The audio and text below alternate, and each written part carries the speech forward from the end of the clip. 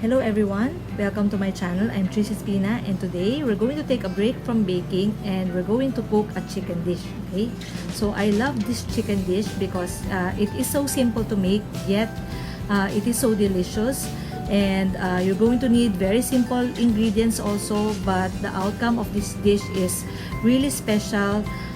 So make sure to cook a lot of plain rice because it goes well with plain rice. So, I call this dish Sinilihang Manok sa Gata, okay? Or spicy chicken in coconut cream. So, here are the ingredients. For our Sinilihang Manok, for other ingredients, we're going to need 1.2 to 1.5 kilos of chicken cut in this size, 6 to 8 cloves of garlic, 1 onion, 1 red bell pepper and 1 green bell pepper. So this is called Sinilihang Manok because I'm going to use 3 types of chilies. So this is sweet chilies or bell pepper, so red and green. And then we have what we call siling pangsigang or green finger chilies. So 8 to 10 pieces. And we're going to need 10 pieces of bird's eye chilies. So this is the spicy one. So if you don't want it to be too spicy, you can leave it whole like this, or if you want it spicy, you can chop up your chilies. And then we're going to need salt and pepper to taste. This is 1 teaspoon of pepper and 1 teaspoon of salt. We're going to need 1/2 cup of soy sauce or 120 ml of soy sauce, 400 to 500 ml of coconut cream or the coconut cream of 2 large coconuts. So if you have available in can, so just use 1 big can of coconut cream, 1 carrot diced, and 200 to 250 grams of marble potatoes. Okay, so we're also going to need oil as needed for sauteing our spices. Okay, so let's start by combining our 1 teaspoon of salt with our chicken and massage the chicken with the salt and let stand for a few minutes. Now, let's begin sauteing and cooking our chicken. Let's start by heating our wok. So, all Filipino households has what we call kawali. Okay, so this is our ordinary wok. Just enough oil to saute our garlic and onion.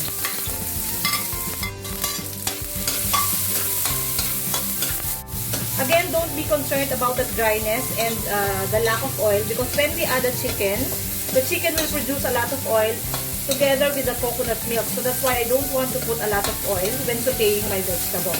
Okay? And we're going to add only the bell pepper and the finger chilies or the green chilies. Leave this one for the last part because we will be adding it just right before the dish is going to be finished off.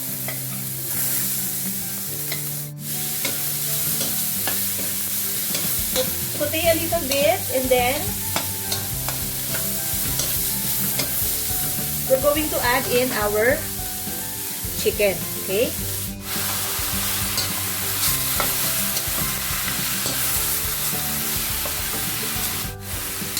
So we're going to wait until the chicken is a little bit cooked and seared on the surface before adding in our coconut milk.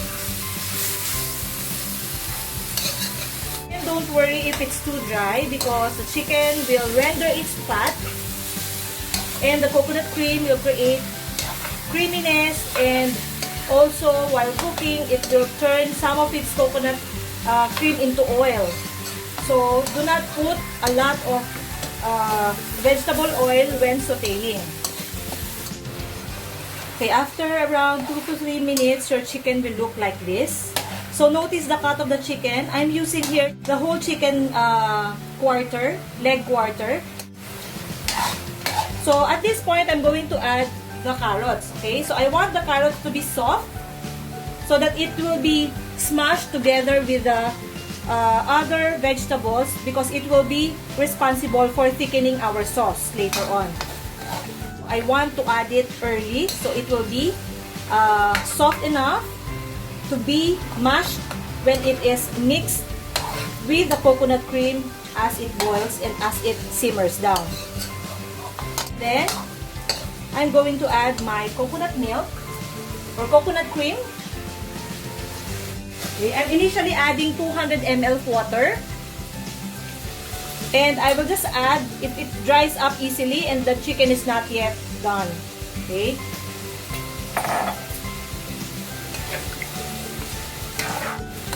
And then add your soy sauce, 120 ml of soy sauce.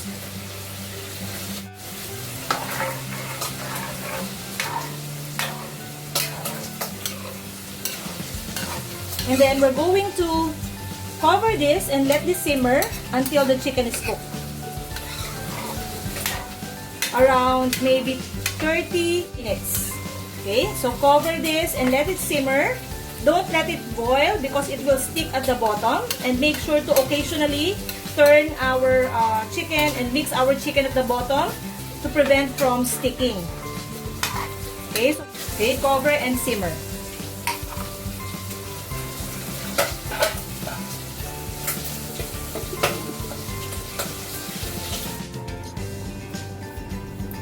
After 25 minutes, our chicken will look like this.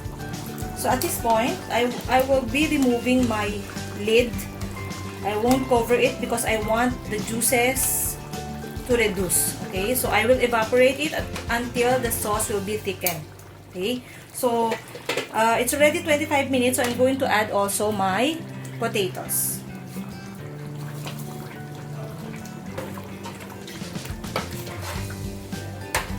So mix it and leave it uncovered until it will be reduced to thicken the sauce. Okay. So we're going to cook this at least around 5 to 10 more minutes. So I'm going to turn up the heat so it will the evaporation will be faster. So I'm going to go back. And I'm going to show you after around 5 to 8 minutes. Again, during the 5 to 8 minutes, constantly make sure that you are scraping the bottom of your pan gently to make sure that it doesn't stick at the bottom and it will not get burned at the bottom. So after around 8 minutes, when we put our potato, I'm going to add my pepper, ground black pepper, and then the bird's eye chili or the Thai chili. So notice the thickness of the sauce and all the carrots almost gone. You can't even notice, even the bell pepper is gone.